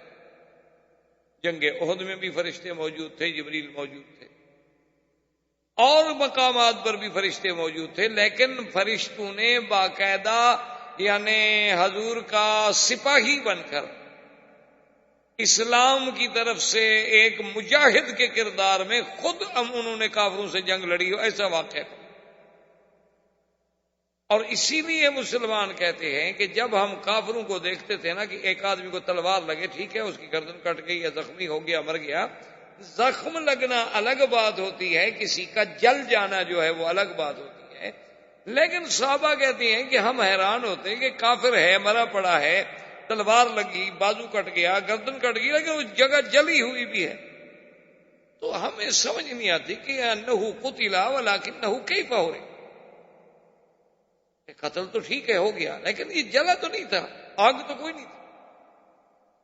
تو جب حضور صلی اللہ علیہ وسلم کو خبر دی گئی تو آپ نے فرمایا کہ جس جس پر آگ کا نشان پایا جائے سمجھ لو کہ اس کو ملائکہ نے مارا ہے، کیونکہ ملائکہ کے تو ہتھیار پھر جہنم سے آئے ہیں، ان کو تو اتنی بڑی قوت ہے کہ وہ جس کو ماریں گے تو پھر وہاں تو علامات ہر کبھی ظاہر ہوں گی، کیونکہ کافروں کے لیے تو عذاب جہنم ہے، وہ شروع ہو گیا، ابتدا ہو گئی برزخ۔ یعنی یہ پہلا غزوہ ہے، خدا کی شان دیکھیں کہ جس کو اللہ نے قرآن پاک میں اتنی تفصیل سے بیان کیا ہے، اور جیسے پچھلے دفعہ میں نے عرض کیا تھا، معلوم یہ ہوتا ہے کہ قدرت خود تخطیط کر رہی تھی، اپنے اپنے نظام کے ساتھ چلا رہی تھی کہ مسلمان یہاں سے چلیں گے، کافر یہاں سے چلیں گے، پھر وہ یہاں رکیں گے، مسلمان عدوۃ الدنیا پہ رکیں گے، عدوۃ القصویٰ پہ رکیں گے، پھر دونوں چلیں گے، پھر مائے بدر پہ رکیں گے، اور پھر خدا کی شان دیکھیں کہ جب کافر دیکھیں تو ان کو دکھایا جائے کچھ، اور مسلمان دیکھیں یقللہم فی اعین، ان کی آنکھوں میں اچھا 100-150 آدمی ہوگا، حالانکہ آدمی 1000 ہے، تاکہ یہ جنگ ہو جائے، یہ جہاد ہو جائے، بس روز کی بات نہ رہے، لیہلک من ہلک عن بینۃ ویحییٰ من حی عن بینۃ، تاکہ اس کے بعد جس نے برباد ہونا ہے تو پھر وہ جان بوجھ کر برباد ہو، حق کو باطل واضح ہو۔ اب حضور صلی اللہ علیہ وسلم نے فتح کے بعد اسارہ بدر کے بارے میں کہ جو قیدی ہیں ان کے بارے میں کیا، سیدنا عمر رضی اللہ تعالی عنہ سے جب رائے لی گئی تو سیدنا عمر نے کہا کہ یا رسول اللہ، آپ حضرت علی کو حکم دیں، حضرت حمزہ کو حکم دیں، آپ مجھے حکم دیں، حضرت ابو بکر کو حکم دیں، ہم سب تلوار لے کے، ہم سب کے رشتہ دار موجود ہیں، ہر آدمی اپنے رشتہ دار کی گردن اتار، آج کفر کو ختم کر۔ حضور نے فرمایا ابو بکر تمہاری کیا رائے ہے؟ تو حضرت ابو بکر نے عرض کیا کہ یا رسول اللہ، کو بہت بڑی سزا ملی، ان کا 70 سردار مارا گیا ہے، 70 آدمی ان کا قید ہے، میری رائے تو یہ ہے کہ احسان فرمائیں، ان سے کچھ فدیہ لے لیں، چلو مسلمانوں کی بھی کچھ امداد ہو جائے گی اور ان پر بھی احسان ہو جائے گا کہ چلو زندگی تو بچ گئی نا۔ حضور پاک صلی اللہ علیہ وسلم نے فرمایا عمر تمہاری رائے تو بڑی سخت ہے، لیکن بہرحال میں ابو بکر کی رائے کو قبول کرتا ہوں، اور حضور نے فرمایا کہ بھی ہر آدمی فدیہ دے کر اپنے قیدی جو ہے وہ چھوڑا۔ خدا کی شان دیکھیں کہ انہی قیدیوں میں ابو العاص زوج زینب بنت رسول اللہ صلی اللہ علیہ وسلم، حضور کے داماد ابو العاص جو تھے وہ بھی گرفتار تھے، اور ابو العاص کو چھڑانے کے لیے بی بی زینب نے، حضور صلی اللہ علیہ وسلم کی بیٹی نے اپنے زیور بھیجے، انہی میں ابنائے رفاعہ بھی تھے، انہوں نے کہا کہ یا رسول اللہ ہمارے باپ کے پاس تو ہمارے پاس تو کچھ نہیں، اگر آپ نے ہمیں قتل کرنا ہے تو کرو، لیکن ہمیں چھڑانے کوئی نہیں آئے گا، چھڑانے تو ہمیں تب کوئی آئے نا کہ جب ہمارے پاس کوئی مال ہو، کوئی دولت ہو، کوئی قوت ہو، طاقت ہو، ہمارے پاس تو کچھ نہیں۔ حضور نے فرمایا اچھا ان کو بغیر فدیہ لیے ہوئے چھوڑ دیا۔ اسی طرح ایک کافروں میں قیدی تھا ابو عزا، اس نے کہا کہ یا رسول اللہ واللہ بائن، حضور خدا کی قسم ہے میرے پاس کچھ نہیں، میرے پاس کوئی مال نہیں، اگر آپ مجھے چھوڑنا چاہتے ہیں، سزا دینا چاہتے ہیں، قتل کر دیں، اب ہم قیدی ہیں، آپ کے ہاتھ میں ہیں، اور اگر آپ چھوڑنا چاہتے ہیں تو مجھے چھوڑ دیں، میں ایک وعدہ کرتا ہوں کہ آپ کے خلاف کبھی زندگی میں جنگ نہیں لڑوں، آپ کے دشمنوں سے مل کر آپ کے خلاف کبھی لڑوں یہ نہیں۔ حضور نے فرمایا سن۔ ابو العاص جب آیا، حضور صلی اللہ علیہ وسلم کے داماد اور زیور آئے تو حضور صلی اللہ علیہ وسلم کے سامنے جب وہ زیور رکھے گئے تو ان میں ایک ہار تھا، گلے کا چاندی کا ہار تھا۔ حضور کی جب نظر پڑی فبقا رسول اللہ صلی اللہ علیہ وسلم، حضور کو پڑے۔ حضور نے فرمایا میرے صحابہ یہ خدیجہ کا ہار ہے جو اس نے اپنی بیٹی کو نکاح اور شادی کے موقع پہ دیا تھا، اور اس ہار کو دیکھ کر مجھے خدیجہ بھی یاد آ گئی، اگر تم احسان کر سکو تو محمد مدنی صلی اللہ علیہ وسلم کی بیٹی کا ہار ہے واپس کر دو، لیکن چونکہ قیدی تمہارے ہیں اب حکم تمہارا ہی چلے۔ انہوں نے کہا کہ یا رسول اللہ یہ کوئی بات ہے، آپ حکم فرمائیں تو ہم سارے قیدی چھوڑ دیں؟ یہ تو زوج بنت رسول صلی اللہ علیہ وسلم کی بات ہے۔ حضور نے فرمایا اچھا ابو العاصی کو پیسے بھی زیور بھی واپس کر دو اور چھوڑ دو، لیکن آپ نے فرمایا ابو العاصی ایک وعدہ کرو میرے ساتھ کہ ہم نے تمہیں چھوڑ دیا ہے، میری بیٹی کو مدینہ منورہ بھیج، جب تم کافر ہو اب مسلمان اور کفر کا اجتماع جو ہے وہ نہیں۔ تو اس نے کہا کہ یا رسول اللہ یہ میرا وعدہ ہے، میں آپ کی بیٹی کو مدینہ منورہ بھیج دوں گا۔ اسی لیے حضور فرماتے تھے دیکھو کہ اللہ نے مجھے کتنا اچھا داماد دیا تھا کہ کافر تو تھا لیکن اس نے جھوٹ نہیں بولا اور وعدہ خلافی نہیں کی، مدینہ پہنچ کے فوراً حضور کی بیٹی کو بھیج۔ سارے مکے والوں نے مخالفت کی، کیا کر رہے حضور کی بیٹی ہمارے ہاتھ میں ہے، ہم تو بڑے سے بڑا انتقام لے سکتے ہیں حضور سے، اور بیٹی کے بدلے میں ہم بڑی سے بڑی رعایتیں حاصل کر سکتے ہیں۔ اس نے کہا کہ میں نے حضور سے وعدہ کیا اور میں اپنی زبان سے نہیں کر سکتا کہ جھوٹ بولنا جو ہے کافر کے نزدیک بھی عیب تھا۔ ارے آپ دیکھیں کہ بڑے بڑے کافر تھے، مشرک تھے، لیکن جھوٹ بولنے کو عیب سمجھتے تھے کہ میں جھوٹ کیسے بولوں۔ اور آج مسلمانوں میں جو سب سے زیادہ صفائی سے جھوٹ بول لیتا ہو وہ ان کا لیڈر ہوتا ہے، وہ ان کا قائد ہوتا ہے، اور اسی کو سارے لوگ بڑا معزز اور اچھا آدمی سمجھتے ہیں۔ حالانکہ جھوٹ اتنی بری چیز ہے کہ جہاں اللہ نے شیطان پہ لعنت بھیجی وہاں جھوٹ بولنے والوں نے۔ تو حضور صلی اللہ علیہ وآلہ وسلم نے اس مشورے کے بعد ابھی یعنی قیدی تو آزاد ہو گئے، اب بدر سے حضور صلی اللہ علیہ وسلم کی واپسی کا سفر شروع ہونے والا ہے، آپ بیٹھے ہوئے ہیں کہ آیت مبارک نازل ہوئی۔ حضرت عمر فرماتے ہیں کہ میں جب آیا میں نے دیکھا کہ حضور بیٹھے ہیں، ابو بکر بیٹھے ہیں اور رو رہے ہیں، تو میں نے سلام کیا، میں نے کہا ما یبکیکما، یا رسول اللہ کیا بات ہے، آپ کیوں رو رہے ہیں، کوئی ایسی بات ہے تو مجھے بتائیں تاکہ میں بھی تو شریک ہو جاؤں رونے میں۔ آپ نے فرمایا عمر آج اللہ کا عذاب جو سمجھو یوں نازل ہوا کہ اس درخت کے قریب آ گیا، اور اگر اللہ کی رحمت نہ ہوتی اور وہ عذاب اتر جاتا تو کوئی بھی نہ بچ سکتا الا سعد و عمر، مگر صرف عمر اور سعد بچ جاتے، باقی سب کو عذاب پکڑ، جس کو اللہ نے قرآن میں بھی فرمایا کہ لولا کتاب من اللہ سبق لمسکم فیما اخذتم عذاب عظیم، کہ میرے مدنی محمد مصطفیٰ اگر ہم اپنے تقدیر کا پہلے فیصلہ یہ نہ کر چکے ہوتے کہ آپ کی ہر غلطی ہم نے معاف کر دی ہے تو آج ہم پکڑ لیتے کہ تم نے دشمنوں کو آپ نے اسارا کو، آپ نے صنادید کفار قریش کو چھوڑ دیا، ہم ان کو پکڑ کے لاتے ہیں تو آپ کے سامنے تاکہ آپ کے لیے دین کی عزت ہو، اور آپ چاہتے ہیں کہ کچھ صحابہ کا فائدہ ہو جائے حیات دنیا کے لیے۔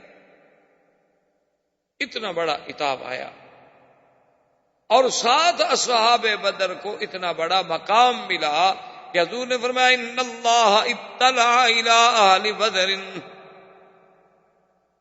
حضور فرماتے ہیں کہ اللہ تبارک و تعالی نے خود اپنی نظر فرمائی اہل بدر اور فرمایا اعملوا ما شئتم انی قد غفرت لکم، کہ اے اصحاب بدر، آج کے بعد جو چاہے تم کرو، میں نے تمہارے گناہ معاف کر دیے ہیں۔ اتنی بڑی بخشش کا مقام ہے،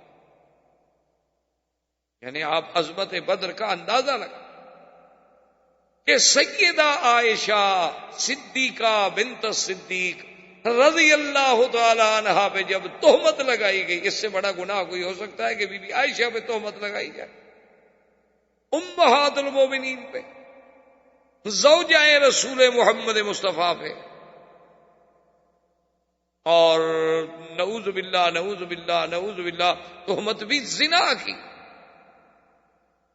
بی بی عائشہ فرماتی ہے کہ مجھے تو پتہ ہی نہیں تھا کہ کیا ہو رہا ہے مدینے میں، کیا باتیں ہو رہی ہیں، میرے علم میں بھی نہیں، اور اتنا مجھے تھوڑا تھوڑا سا فرق محسوس ہوا کہ حضور پاک کے کچھ بولنے میں، کچھ آنے جانے میں تھوڑی سی بے رخی نظر آئی، لیکن میں نے اس کو بھی حضور کی اپنی مصروفیت میں محمول کر لیا کہ آپ بڑے مصروف ہیں، اس لیے آپ کو ٹائم نہیں مل رہا میرے ساتھ بات کرنے۔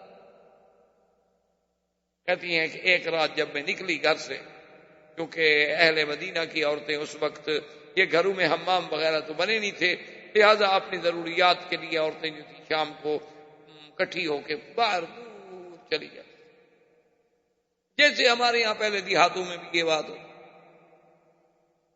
آپ کے چونکہ آپ کی اور ہماری سب لوگوں کی ثقافت تقریباً ایک ہے، یعنی آج سے کچھ عرصہ قبل 20 سال 30 سال 25 سال پہلے دیہاتوں میں کوئی حمام، کوئی باتھ روم، کوئی اٹیچڈ باتھ، کوئی یہ فلش سسٹم، یہ تھوڑے ہوتے۔ اب بھی اتنے دیہات ہیں جہاں اب بھی نہیں۔ تو بی بی صاحبہ فرماتی ہیں کہ ہم جب گئے تو مستح ایک صحابی تھے حضور کے، اس کی والدہ جو ہے وہ بھی ہمارے ساتھ تھیں اور عورتیں بھی ساتھ تھیں۔ تو جب ہم چل رہے تھے تو مستح کے پاؤں کے نیچے ان کا چادر جو تھی اوپر ڈالی ہوئی، وہ پاؤں کے نیچے آئی تو وہ بیچاری گری، جھٹکا لگا، گرنے کے قریب ہوئی۔ تو اس کی زبان سے یہ نکلا کہ تائس مستح، اپنے بیٹے کے بارے میں اس نے کہا کہ برباد ہو جائے مستح، ہلاک ہو جائے مستح۔ بی بی عائشہ کہتی ہے، میں نے کہا عجیب بات ہے، یہ کیسی ماں ہے بھئی جو اپنے بیٹے کو بد دعا دے رہی ہو؟ ماں بھی کبھی بد دعا دے سکتی؟ اللہ نے ماں کا تو دل ہی ایسا بنایا ہے کہ وہ تو سراپا دعا ہوتی، اس کی زبان سے تو اولاد کے لیے کبھی بد دعا نہیں۔ تو ابھی ایک دفعہ آپ نے کچھ عرصہ ہوا پڑھا تھا اخبار میں، ایک عجیب واقعہ ہوا کہ ایک شقی نے، ایک بدبخت انسان نے اپنی ماں کو مارا۔ شقی القلب لوگ ایسے بھی ہیں دنیا میں۔ اس نے اپنی ماں پہ حملہ کیا خنجر سے یا چھری سے یا کسی چیز سے، تو ماں بیچاری جو تھی وہ نے پورا یہ پیٹ کٹ گیا، آنتیں باہر نکل آئیں، اور اب لڑکا جب دیکھا نا اس نے خون اور ماں گری، تو لڑکا ڈر کے مارے جو بھاگا، تو آگے دروازہ تھا تو دروازہ اس کے پاؤں میں اٹکا تو بچہ گر گیا۔ تو ماں وہاں سے چیخ پڑی کہ بیٹا تمہیں چوٹ تو نہیں لگی؟ اندازہ کریں کہ ماں کا تو یہ کردار ہے اور ہمارا کردار بھی پیدا کرتا۔ ماں کا تو اتنا بڑا مقام، ایسے تو نہیں اللہ نے فرما دیا ہے حضور پاک کی زبان مبارک سے کہ الجنت تحت اقدام الامہات، کہ ماں کے پاؤں کے نیچے جنت۔ تو اب جب بی بی نے کہا کہ تائس مستح برباد ہو، ہلاک ہو، تو بی بی عائشہ فرماتی ہے، میں نے کہا کیا بات ہے، تم کیا کہہ رہی ہو مستح کو؟ اما تعلمین انہ من اصحاب بدر، یعنی بی بی عائشہ نے بھی پہلی بات جو کی وہ یہ تھی کہ بی بی کیا کہہ رہی ہو، تو بدری صحابی ہے، اصحاب بدر کے بارے میں بھی ایسی کوئی بات کہی جا سکتی ہے کہ خدا اس کو ہلاک کرے، خدا اس کو برباد کرے؟ وہ میں مستح کھڑی ہو گئی، اس نے کہا عائشہ تمہیں پتہ نہیں؟ میں کہا کس بات کا؟ کہا اما تعلمین ما یقول الناس، تمہیں پتہ نہیں لوگ کیا کہہ رہے ہیں؟ میں نے کہا کیا کہہ رہے ہیں؟ تو پھر بھی مستح کی والدہ نے بتایا کہ لوگ تو یہ کہہ رہے ہیں، اور میرا بیٹا مستح جو ہے یہ بھی ان لوگوں کے ساتھ ہے جو آپ پر تہمت لگا رہے ہیں، اس لیے میں نے کہا کہ اللہ اس کو ہلاک و برباد کرے۔ لیکن بی بی عائشہ نے کہا کہ ام مستح چلو جو ہوا سو ہوا، لیکن مثل اصحاب بدر میں سے ہے، اس کے بارے میں یعنی آپ اندازہ کریں مقام بدر کا۔ اسی طرح ایک حدیث مبارک میں جو صحیح حدیث پاک ہے میرے مدنی سرکار کی صلی اللہ علیہ وسلم کی، ایک دن حضور پاک نے فرمایا، اور یہ بھی واقعہ ہے بدر کے بعد قصہ، حضور صلی اللہ علیہ وسلم نے فرمایا کہ یا علی فاتوا روضۃ خاخ فإن بها زئینۃ ومعها کتاب۔ آپ نے فرمایا کہ حضرت علی فوراً دوڑو، فوراً اونٹ لو، گھوڑے لو، دستہ فوجیوں کا ساتھ لو، جلدی جاؤ، ایک مقام ہے روضہ خاخ، مدینہ منورہ اور مکے کے راستے کے درمیان میں روضہ خاخ ایک جگہ کا، وہاں پر اونٹ پہ سوار ایک عورت ہے جو جا رہی ہے اور اس کے پاس ایک خط ہے، کتاب ہے، وہ اس کو پکڑ کے لاؤ اور وہ کتاب خط برآمد کرو۔ حضرت علی فرماتے ہیں بس حضور کا حکم تھا، پھر پوچھنے کی تو دیر تھی نہیں۔ حضرت علی رضی اللہ تعالیٰ عنہ فرماتے ہیں کہ ہم دوڑے اور عین اسی روضہ خاک پہ پہنچے تو ایک عورت جاتی ہوئے ہمیں اونٹنی پہ مل گئی۔ ہم نے اس کو روک دیا کہ ٹھہرو، ٹھہر گئی، کیا بات؟ ہم نے کہا آپ کی تلاشی لیں۔ کیا بات کیا؟ آپ نے فرمایا انما کی کتاب لأہل مکہ لا اہل مکہ تھا، آپ کے پاس خط ہے مکے والوں کے نام۔ میں نے کہا لیس معی کتاب، میرے پاس کوئی کتاب نہیں ہے، میں تو مکے سے آئی تھی کچھ مانگنے کے لیے، مدینے والوں سے کچھ مانگ تانگ کے کچھ چیزیں، کپڑا، کچھ کھانا، پیسہ لے کے جا رہی ہوں اپنی غربت کی وجہ سے، میرے پاس تو کوئی کتاب نہیں۔ حضرت علی نے اس کی اونٹنی کو بٹھا دیا، صحابہ کو حکم دیا کہ تلاشی لیں، سامان کی تلاشی لی گئی، سارا سامان ڈھونڈا گیا، ایک ایک چیز کو ہلا ڈالا گیا، لیکن کوئی خط نہیں۔ تو صحابہ نے کہا کہ یا علی رضی اللہ تعالیٰ نے سما کتاب، اس کے پاس تو کوئی خط نہیں۔ حضرت علی غصے میں آگے فرمایا عجیب بات کہہ رہے ہو، مجھے حضور پاک نے خبر دی ہے، اللہ کے نبی نے مجھے خبر دی ہے کہ اس کے پاس خط ہیں، اور تم کہتے ہو کہ اس کے پاس خط نہیں ہے۔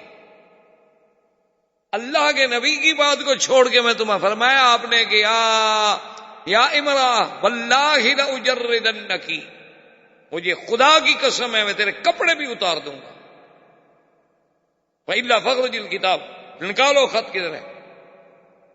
تو صحابہ کہتے ہیں کہ اس نے اپنا دوپٹہ اتارا تو بال تھے اس کے بڑے، ان بالوں کے اندر لپیٹ کے تو اس نے اپنے بالوں کا ایک سٹائل بنا لیا اور اوپر کپڑا ڈال لیا، اور وہ خط تو بالوں کے اندر ہے، وہاں کسی کا کہ وہ ہی نہیں ہو سکتا۔ اصل قصہ یہ تھا کہ یہ عورت بھی طوائف تھی، یہ عورت جو ہے یہ واقعتاً بھی طوائف تھی، یہ اصحاب رایات میں سے تھی۔ تو مدینہ منورہ میں جب آئی تو حضور نے پوچھا کہ تم یہاں کیا کر رہی ہو؟ تو اس نے کہا یا رسول اللہ قتل رؤساء مکہ، حضور مکے کے بڑے بڑے سرداروں کو تو آپ نے قتل کر دیا، آپ بھیک نہیں مانگیں گے تو کیا کریں گے؟ اب کون ہمارے گانے سنتا ہے، کون ہمیں پیسے دے گا؟ تو میں تو اب بھیک مانگنے کے لیے آئی ہوں کہ بڑے بڑے سردار تو سارے مارے گئے، تو اب ہمیں کون بلائے گا، کون ہماری مدد کرے گا؟ میں تو مدینہ منورہ اس لیے آئی ہوں کہ مجھے کوئی بھیک مل جائے۔ حضور نے فرمایا اچھا ٹھیک ہے، اگر کوئی بھیک مانگنے ہے تو اس کی مدد کرو، کوئی بات۔ یہ خط لے کے گئی، کیونکہ اصلیت تو پھر ہوتی ہے نا، آدمی اپنے جرم سے تو باز نہیں آتا۔ جتنا ہمدردی کریں، جتنا آپ، مسئلہ مشہور ہے نا کہ سانپ کے بچوں کو آپ دودھ پلائیں تو یہ تو نہیں کوئی انسان بن جائیں گے، رہے گا تو سانپ ہی، وہ اپنی جو مقام ہے نہیں بدل سکتا۔ تو اب جناب خط جب پکڑا گیا، خط لے کے آئے تو وہ خط لکھا تھا حاطب ابن ابی بلتع صحابی نے۔ حضور نے فرمایا حاطب ابن بلتع کو بلاؤ، حاطب ابن بلتع کو بلائے۔ حضور نے فرمایا تم نے خط لکھا ہے، تم نے میرے نبوت کا راز جو ہے وہ کافروں کو لکھا ہے، خبر دی ہے میرے پروگرام کے بارے میں۔ اس نے کہا کہ یا رسول اللہ میری عرض سن لیں، اس کے بعد جو بھی آپ سزا جاری فرمائے میں حاضر۔ حضرت عمر جوش میں آ گئے، کھڑے ہو گئے، آپ نے فرمایا یا رسول اللہ دعنی اضرب عنق ھذا المنافق، حضور مجھے اجازت دیں میں اس منافق کی گردن اتار دوں کہ میرے مدنی کا راز کفار کو لکھے، مکے والوں کو۔ حضور نے فرمایا عمر کیا کہہ رہے ہو، کیا کہہ رہے ہو؟ کہا حضور آپ کا اس میں راز کھولا ہے مسلمانوں کے بارے میں دشمنوں کو خبر دی ہے. اتنا بڑا مجرم نبی کے بارے میں ایسی بات کرے. حضور نے فرمایا عمر کیا کہہ رہے ہو؟ انہو من اہل بدر، یہ تو میرا بدر کا صحابی ہے اور اس کی غلطیاں تو خدا معاف کر چکا ہے، اس کا ہم کیا کریں؟ یہ تو وہ آدمی ہے جس کے بارے میں اللہ نے معافی دے دی. انہوں نے کہا حضور بات یہ ہے، سیدھی سی بات ہے کہ میرے بچے مکے میں ہیں اور میرا وہاں کوئی مددگار نہیں. میں نے ایک خط لکھا تھا اور میں اپنے عقیدے اپنے عقل کے مطابق یہ سمجھا تھا کہ اب اللہ کے نبی کا تو مکے والے کچھ بگاڑ سکتے نہیں، مکے والے ختم ہو گئے. اللہ نے نبی کو اتنی عزت، اتنی عظمت، اتنی طاقت، اتنی قوت دے دی ہے کہ اب مکے والے کیا کریں؟ تو میں اگر ان پر کوئی احسان کر دوں، ان کو خط لکھ دوں، تو شاید وہ میرے بیوی بچوں کے ساتھ کوئی بھلائی کر لیں. اس لیے یا رسول اللہ میں نے اپنی اولاد اپنے بچوں کے لیے مجبور ہو کے یہ بات کی ہے. اب میری گردن حاضر ہے. حضور نے فرمایا صدق حاتب، حاتب نے سچ کہا ہے، جاؤ نے معاف کر دیا. جب تمہیں اللہ معاف کر چکا ہے تم تو اصحاب بدر سے. تو آپ اندازہ لگائیں کہ کتنا بڑا گناہ ہے، لیکن وہ بدری ہے. بی بی عائشہ جیسی ہستی عظیمہ پہ تہمت کا مسئلہ ہے، لیکن بدری ہے، معافی مل گئی.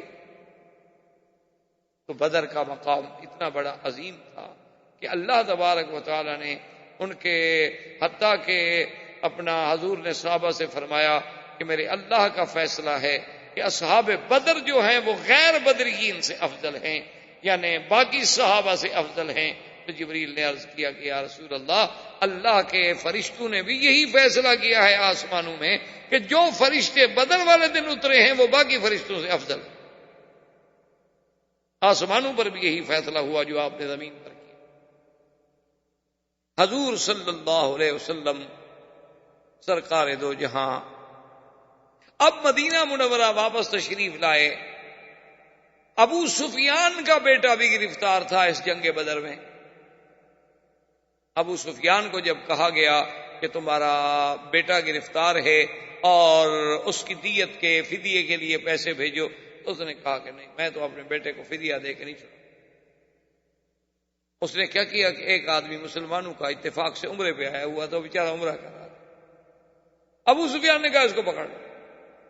ابو سفیان نے اس کو پکڑ کے قید کر دیا اور مدینے پیغام بھیجا کہ میرا بیٹا چھڑانا ہے، چھوڑنا ہے تو یہ اپنا بندہ لے لو، ورنہ میرے بیٹے کو تم وہاں قتل کر دو، اس کو میں یہاں قتل کر دیتا ہوں. حضور نے فرمایا کہ چھوڑ دو، ابو سفیان کے بیٹے کو بھی چھوڑ دو. کیوں بیچارہ مسلمان بلا وجہ ہماری وجہ سے وہ قتل ہو جائے؟ اب جب بات ختم ہو گئی، جنگ ختم ہو گئی، ابو سفیان نے اسی دور میں دیکھیں عجیب کتنا سرداروں میں، قبائلی لوگوں میں کتنی غیرت اور کتنا غصہ ہوتا تھا. قسم کھالی کہنے لگا واللہ لا اغتسل من الجنابۃ حتی انتقم من محمد. کہنے لگا خدا کی قسم ہے میں غسل جنابت بھی نہیں کروں گا. بعض علماء نے کہا یعنی بیوی سے ملوں گا لیکن غسل نہیں کروں. بعد نے کہا کہ نہیں، اس کا معنی یہ تھا کہ میں خوشی بھی نہیں کروں گا، اپنی بیوی سے بھی نہیں ملوں گا جب تک کہ میں مسلمانوں سے بدلہ نہ. اب کیا ہم نے بیویوں سے ملنا ہے، اب کون سی ہماری مردانگی ہے. تو اس نے آہستہ آہستہ اپنے خاص لوگوں کو تیار کیا اور اس نے 200 آدمی تیار کیا کہ مسلح اور بڑے جوان اور بڑے چنے ہوئے لوگ، کیونکہ سب سردار مر گئے تھے، ان کی اولادوں میں سے پھر لوگ نکلے. تو ان 200 آدمیوں کو لے کر وہ نکلا مدینہ منورہ پر حضور صلی اللہ علیہ وسلم سے بدلہ لے. اچھا، اسی غزوے کا نام جو ہے اسی کا نام بنی سویق بھی ہے، غزوۃ بنی سویق بھی ہے. وجہ کیا تھی کہ ابو سفیان بے حد کھجوروں کا ذخیرہ لایا تھا کہ پتہ نہیں ہمیں مدینے کے باہر کتنا دیر بیٹھنی پڑے. اس دور میں غذا جو تھی تو یہ ہوتی تھی کہ بھی کھجور ساتھ رکھ لی، کوئی ستو رکھ لیے، کوئی آٹا رکھ لیا، بس ٹھیک ہے، کھجوریں کھائیں، پانی پی لیا، دن گزر گیا. تو جب وہ یہاں سے چلے تو انہوں نے بڑی کوشش یہ کی کہ ہمارے اس حملے کا مسلمانوں کو پتہ ہی نہ چلے اور ہم اچانک مدینے پہ جا پڑے. اتنی رازداری سے وہ چلے نا جی، اتنا دور کا راستہ انہوں نے اختیار کیا کہ کوئی سوچ ہی نہیں سکتا. لیکن جب اللہ کے نبی کا تعلق ہو تو اللہ پاک نے حضور صلی اللہ علیہ وسلم کو خبر دی کہ اس طرح ابو سفیان 200 آدمیوں کو لے کر مدینہ منورہ پر اچانک شب خون مارنا چاہتا ہے. حضور خود فوج لے کر ابو سفیان کے مقابلے پہ نکل. تو جب یہ آئے حضور صلی اللہ علیہ وسلم، اب ابو سفیان کو پتہ چلا کہ بھی حضور صلی اللہ علیہ وسلم تو مدینے سے چل پڑے ہیں فوج لے کر، تو راستے میں ایک مسلمان اس کو مل گیا، اس نے اسی کو قتل کیا اور بھاگ گیا. کہنے لگا چلو میری قسم تو پوری ہو گئی نا، مسلمانوں کو مارا تو ہے نا. اور پھر وہ کھجوریں جو تھیں ان کا سامان لے کے جانا بڑا مشکل تھا، وہ کھجوریں بھی پھینک گئے. انہوں نے کہا بھی بوجھ ہے نا، اونٹ زیادہ تیز نہیں چل سکتے. تو وہ بھی، تو اسی لیے صحابہ نے پھر اس کا نام بنی سویق رکھا کہ بھی یہ تو کھجوروں والا غزوہ ہے نا، کہ بغیر لڑائی کے اللہ نے ہمیں اتنی کھجوریں عطا فرما دی کہ چلو ہم کھجوریں ہی کھائیں گے. اس وقت تو کھجور ایک بہت بڑی نعمت سمجھی جاتی. حتیٰ کہ سیدہ عائشہ صدیقہ فرماتی ہیں کہ ما شبع آل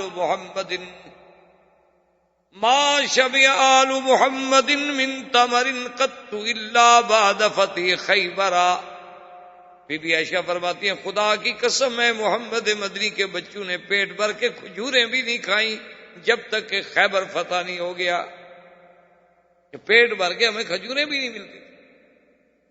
اسی طرح سیدہ فرماتی ہیں کہ شہرن ثم شہرن ثم شہرن، ایک مہینہ کامل گزر جاتا تھا، 2 مہینے کامل گزر جاتے تھے، 3 مہینے کامل گزر جاتے تھے. حضور پاک کے 9 گھروں کے اندر آگ نہیں جلتی تھی. صحابہ نے پوچھا کیا بنا؟ بی بی فرماتی ہے کچھ ہوتا تو آگ جلا کے پکاتے، کیا کرتے، کیوں آگ جلاتے؟ ان نے پوچھا کہ اموات المومنین پھر گزر بسر کیسے ہوتی تھی؟ فرمایا تمرتن او تمرتان بما، 2 کھجور کے دانے، 1 کھجور کا دانہ اور پانی کا گھونٹ پی کے اللہ کا شکر ادا کرتے تھے. آج خیال ہے ماشاءاللہ آپ کا بازار سے سودا لیٹ ہو جائے نا تو پھر دیکھیں گھر میں آپ کیسے جاتے ہیں. یہ نہیں کہ نہ ملے، صرف لیٹ ہو جائے، لیٹ ہو جائے نا جی، کہ بھئی کو لانا تھا شام کو 4 بجے اور خامند بیچارے کو کام ہو گیا، مسکین کسی دوست کے ساتھ بیٹھ گیا، ذرا لیٹ ہو گیا. پھر جب جا کے انشاءاللہ بیگم صاحبہ تفتیش کریں گی جو پولیس آفیسر بھی نہ کر سکے، کسی ایس پی کو بھی وہ تفتیش نہیں آتی جو عورتیں کرتی. اس کا اگلا پچھلا خاندان کا چٹھا جو کھول کے رکھ دے گی نا کہ تمہارا تو باپ دادا بھی اسی طرح بھوکے ہیں، اسی طرح تم نے ذلیل کرنا تھا، اسی لیے لائے تھے نا مجھے یہاں مکے. مجھے پتا تھا کیا ہو گیا یہاں آ کے تم نے 2 حرف پڑھ لیے تو کیا ہو گیا؟ تمہارے تو پیچھے والے بھی سارے بھیک مانگتے تھے، مجھے پتا نہیں. یہ ہماری بیویاں ہیں اور یہ ازواج رسول ہیں کہ 2 کھجوریں مل رہی ہیں، اس پہ بھی شکر ہے، اس پہ بھی اللہ کا شکر ہے کہ چلو اتنی تو مل جاتی تھی نا کہ ہم کھا لیتے تھے. اسی طرح حضور صلی اللہ علیہ وسلم کے یاد رکھیں یہ عظیم واقعہ سیدہ فاطمہ الزہرا رضی اللہ تعالی عنہا کا نکاح جو ہے حضرت علی سے، وہ بھی بدر کے بعد. بی بی فاطمہ الزہرا رضی اللہ تعالی عنہا کا رشتہ بہت لوگوں نے مانگا تھا، لیکن اللہ کی تقدیر کا اور اللہ کا حکم یہ تھا کہ حضرت علی سے رشتہ ہو. اور حضرت علی رضی اللہ تعالیٰ عنہ فرماتے ہیں کہ میرے ساتھ تو عجیب واقعہ ہو گیا بی بی فاطمہ الزہرا کے نکاح سے پہلے کہ میں نے 2 اونٹنیاں بڑی ان کو کھلایا پلایا، ماشاءاللہ موٹی تازی ان کو تیار کیا ہوا تھا کہ بس رسیاں لیں اور اب میں جا کے دور سے لکڑی لاؤں گا اور مدینے کی مارکیٹ میں لکڑی بیچوں گا اور پیسے جمع ہو جائیں گے تو میں بی بی فاطمہ سے شادی ہوگی، شادی پہ خرچ ہوگا، ایسی شادی کروں گا کہ مدینہ پاک میں ایسی شادی نہیں.